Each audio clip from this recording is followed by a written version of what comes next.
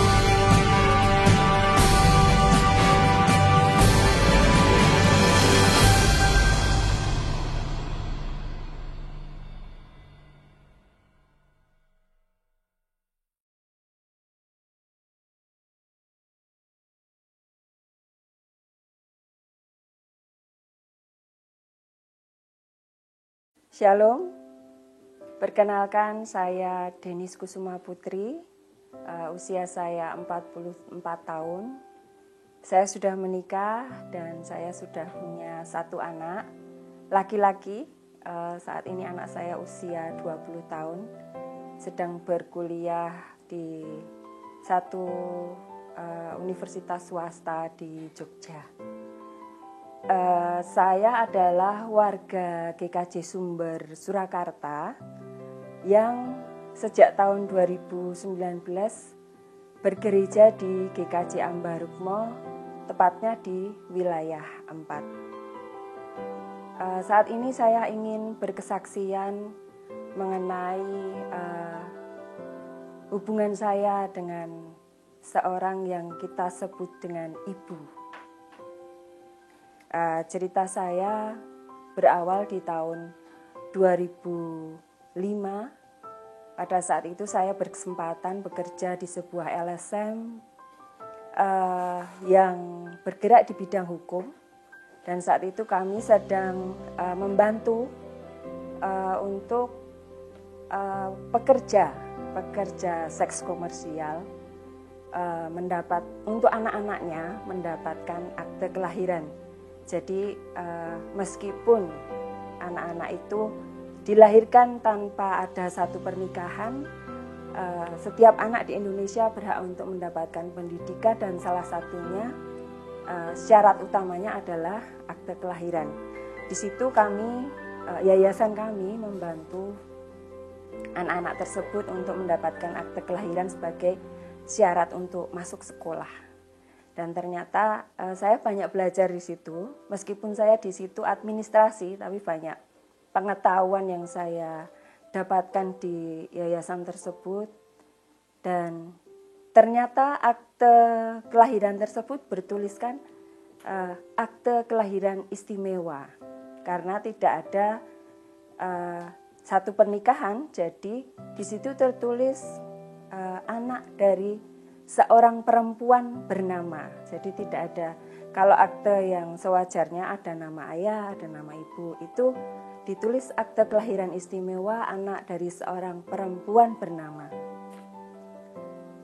Lalu di situ saya mendapati sebuah kenyataan dari apa yang saya ketahui itu, bahwa akte kelahiran saya adalah akte istimewa. Dan saya baru tahu artinya bahwa yang memiliki akte istimewa itu adalah anak yang dilahirkan tanpa adanya pernikahan. Singkatnya, kemudian saya mencari tahu apa yang sebenarnya terjadi pada saya, asal-usul saya seperti apa, merangkai banyak cerita dari orang-orang, dari keluarga terutama, sampai saya menemukan sebuah kenyataan. Singkatnya bahwa benar, saya adalah seorang anak yang dilahirkan tanpa adanya sebuah pernikahan. orang banyak menyebut saya anak haram. Kenyataan itu justru membuka saya terhadap hubungan saya dengan ibu saya yang selama ini sering berkonflik. Apapun, banyak masalah yang sering bertentangan. Saya ada banyak kejadian yang membuat saya itu sering tidak cocok dengan ibu. Tapi justru ketika saya tahu bahwa faktanya seperti itu, saya jadi bisa menyadari pertanyaan-pertanyaan selama ini terjawab sudah. Kenapa kok saya sering berkonflik dengan ibu? Jadi benang merahnya sebenarnya kepahitan yang ibu saya alami, kemarahan yang ibu saya alami itu bukan untuk saya, tapi untuk laki-laki yang membuat ibu saya seperti ini. Dia harus hamil di luar nikah, menanggung malu, menanggung perasaan yang sedih berkepanjangan, dan laki-laki itu tidak bertanggung jawab. Yang ada siapa? Anaknya, saya. Di situ justru membukakan banyak fakta. Saya mulai belajar mengetahui, mendalami bahwa selama ini, ternyata perasaan ibu itu seperti itu. Selama ini kalau kita berkonflik itu ternyata itu penyebabnya. Tapi sungguh luar biasa Bapak Ibu. Tuhan itu memelihara saya. Saya menggambarkan kehidupan saya itu seperti puzzle. Tuhan itu merangkai gambar-gambar kehidupan saya itu indah. Dan saya baru menyaksikannya di tahun itu, di tahun 2005, ketika usia saya 26 tahun. Saya langsung flashback pada waktu saya kecil. Ternyata Tuhan itu memelihara saya luar biasa. Dan saya punya jawaban atas pertanyaan saya, kenapa ibu saya tidak pernah ke gereja.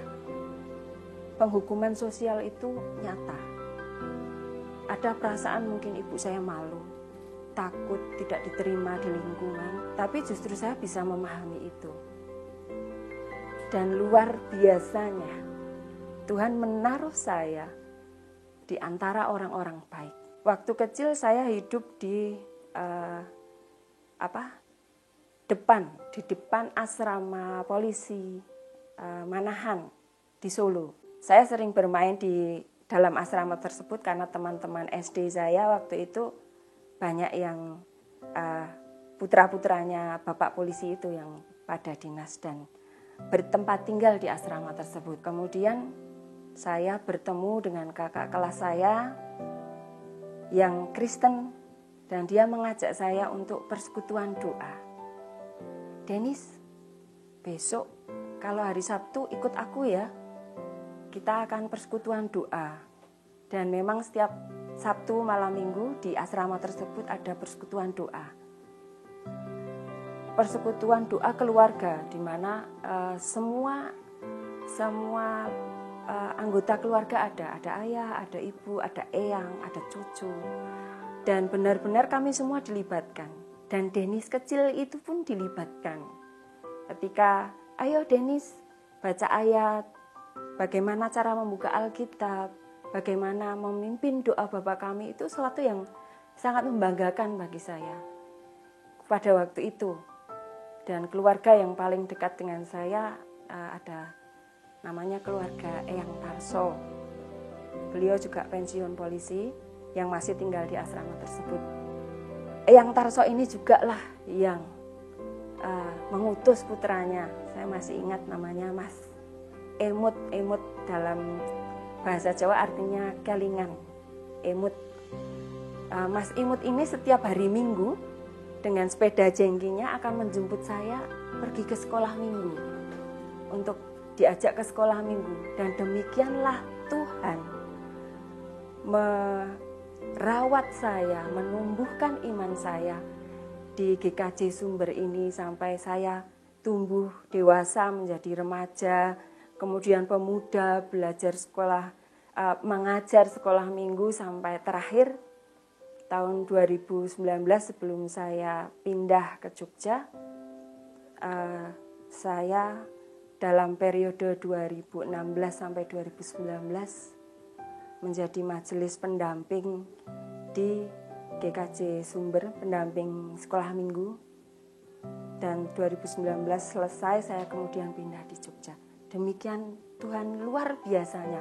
Dan gambar itu baru terlihat setelah sekian tahun. Kemudian kembali di tahun 2008, pada saat itu ibu saya terkena stroke. Dan stroke-nya itu, kalau dari keterangan dokter itu karena efek menaun dari narkoba. Ya, ibu saya pengguna narkoba pada saat itu. Entah kapan, saya tidak pernah bertanya. Tapi saya melihat di bekas tangan kirinya itu ada goresan-goresan. Yang kita semua tahu di sekolah pasti diajarkan bagaimana ciri-ciri pengguna narkoba dan sebagainya. Memang tidak terlihat. Dan ketika tidak menggunakan seperti orang normal. Tapi efeknya setelah sekian tahun, ibu saya mengalami stroke. Dan ketika di foto otaknya itu seperti diibaratkan buah jeruk yang kisut, yang sudah layu, kemudian muncul hitam-hitam. Nah, itu sarafnya mati, tidak nyambung lagi. Dan yang terjadi adalah ibu saya tidak bisa berkomunikasi secara lancar. Beliau hanya bisa menjawab pertanyaan dengan iya atau tidak. Tubuhnya mati separuh sebelah kiri, tapi kemudian dengan banyak terapi seminggu 2 kali, berangsur sembuh sampai 70%. Tidak bisa sembuh 100%, karena ya memang penderita stroke seperti itu. Saya pernah pada satu titik yang sangat lelah, marah, capek, sedih ketika merawat ibu saya yang sakit.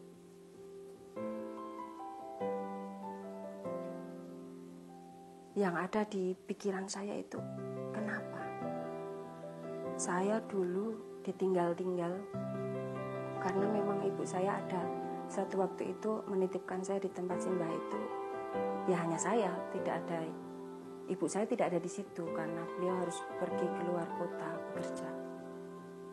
Dulu saya tidak dirawat sama ibu. Sekarang ibu sakit, saya harus merawat. Marah, saya capek. Malam-malam itu saya hanya duduk di tangga, saya menangis sejadi-jadinya. Tuhan, saya capek.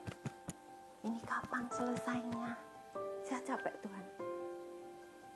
Saya seperti dibutakan, saya tidak bisa melihat bahwa selama ini sebenarnya ibu saya itu juga mengorbankan dirinya dengan apa yang dia lakukan.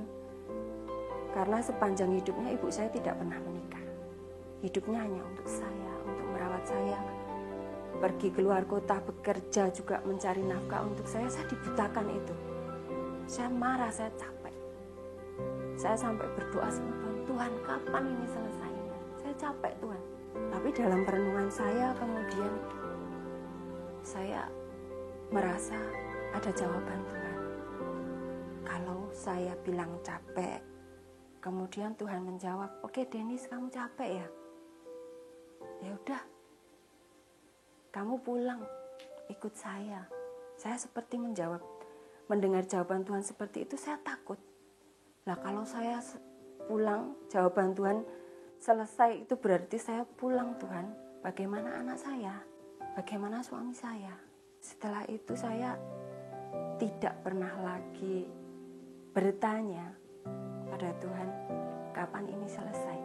Saya mengganti doa saya, Tuhan, kuatkan saya. Apapun itu Tuhan, saya siap. Saya mau selesai Tuhan dengan kepahitan ini. Saya tidak mau simpan lagi marah saya. Saya tidak mau simpan lagi sedih saya mau selesai dengan itu. Saya mau fokus merawat ibu. Dan jika Tuhan itu memberikan yang terbaik. Memang Tuhan itu memberi yang terbaik. Suami saya itu benar-benar saya imani dan amini adalah pemberian Tuhan yang terbaik. Ketika dia tahu latar belakang saya, tidak pernah sekalipun mempermasalahkan latar belakang saya. Ketika ibu saya sakit, tidak pernah sekalipun mengeluh. Padahal suami saya adalah tulang punggung keluarga. Tidak pernah sekalipun memperhitungkan berapa biaya yang harus dikeluarkan untuk perawatan ibu saya. Suami saya dengan tulus ikut merawat ibu saya. Padahal jika dirunut satu-satu, salah satu konflik saya dengan ibu saya adalah ketika saya memilih suami saya menjadi pasangan saya, ibu saya ada hal-hal yang tidak setuju, tapi kemudian saya menjawab, "Mah, saya mau menikah dengan dia pilihan saya dan saya mau bertanggung jawab dengan pilihan saya." Dan Tuhan memberkati itu, benar-benar bahwa suami saya adalah pemberian Tuhan yang terbaik. Dan Tuhan buka mata hati ibu saya, bahwa selama ini menantu yang tidak beliau cocoki adalah orang yang menggendong ibu saya. Ketika harus kontrol, harus dibantu untuk pindah ke satu tempat ke tempat lain adalah suami saya yang membantu. Dan di titik ini pun saya dan suami saya sama-sama belajar membangun tingkat kesadaran. Apa sih yang selama ini kita alami di masa lalu yang jangan sampai anak kita juga mengalami. Jadi ketika saya tidak pernah mengalami kasih sayang seorang ayah, suami saya belajar untuk memberikan waktunya tidak hanya untuk bekerja, tapi untuk fokus anak, dekat dengan anak. Karena suami saya juga dibesarkan di keluarga yang konvensional, yang bagaimana bahwa bapak itu adalah pencari nafkah dan pendidikan anak adalah ibu. Jadi suami saya sendiri juga tidak memiliki kedekatan dengan ayah. Jadi kalau dekat dengan ayah itu adanya takut salah. Nanti kalau ngomong dimarahin seperti itu. Suami saya juga belajar itu. Supaya anaknya juga kalau dekat dengan dia tidak takut, tidak sungkan, tidak merasa ada batasan. Kami sama-sama membangun kesadaran untuk itu. Kami sama-sama belajar untuk itu. Dan satu perikop yang menguatkan saya, perkenankan saya membaca sebuah kutipan di Alkitab yang saya ambil dari Yohanes 9 ayat 1-3. Ini adalah cerita tentang Yesus yang menyembuhkan orang buta. Waktu Yesus sedang lewat, ia melihat seorang yang buta sejak lahirnya. Murid-muridnya bertanya kepadanya, "Rabi, siapakah yang berbuat dosa? Orang ini sendiri atau orang tuanya sehingga ia dilahirkan buta?" Jawab Yesus, "Bukan dia dan bukan juga orang tuanya, tetapi karena pekerjaan-pekerjaan Allah harus dinyatakan dalam dia." Itu yang saya imani. Tidak ada yang salah ketika ibu saya melahirkan saya di luar pernikahan. Saya mengimani dan mengamini bahwa Tuhan mau berkarya dalam hidup saya, dalam hidup ibu saya, dalam hidup suami saya, anak saya, dan kami sama-sama bertumbuh untuk saling menguatkan. Dan ketika tanggal 3 September 2016, Tuhan sendiri yang menyatakan selesai. Ibu saya berpulang. Pada waktu itu perjalanan ke UGD, dan ini bukan yang pertama. Dan saya tidak pernah berpikir ini selesai. Karena saking seringnya keluar masuk UGD. Dan pada waktu itu saya lihat kondisi ibu saya sangat buruk sampai tidak sadar. Yang ada di pikiran saya adalah, wah ini pasti ICU.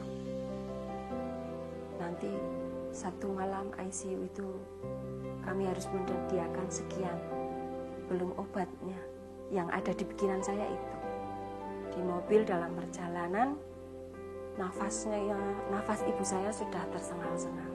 Saya seperti antara sadar dan tidak sadar, saya melihat fisiknya yang sudah sangat kurus, kondisinya semakin menurun. Saya membisikkan di telinganya, "Mah, kalau mama capek mau nderek Gusti Yesus, gak apa-apa." Nafasnya mulai pelan. Saya ayem, saya pikir kondisinya sudah stabil. Sampai di depan ruang UGD, begitu lepas dari tangan saya, itulah nafas terakhir ibu saya. Tangannya terkulai, masuk di ruang UGD, dokter bertanya, "Ini sudah berapa lama? Kok matanya sudah balik?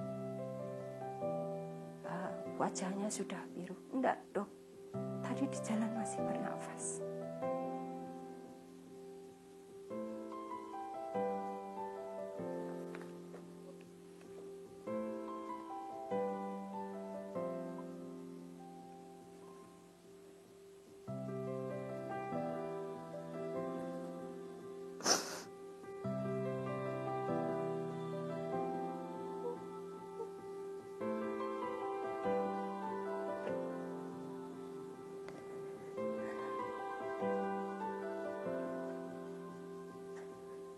Tapi ada perasaan lega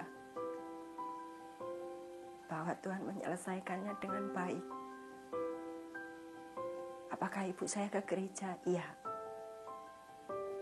Ada perubahan 180 derajat. Ketika saya sudah aktif di gereja, ibu saya mau ke gereja. Makanya ketika itu selesai, saya tenang. Saya sudah yakin ibu saya sudah benar-benar damai bersama Tuhan.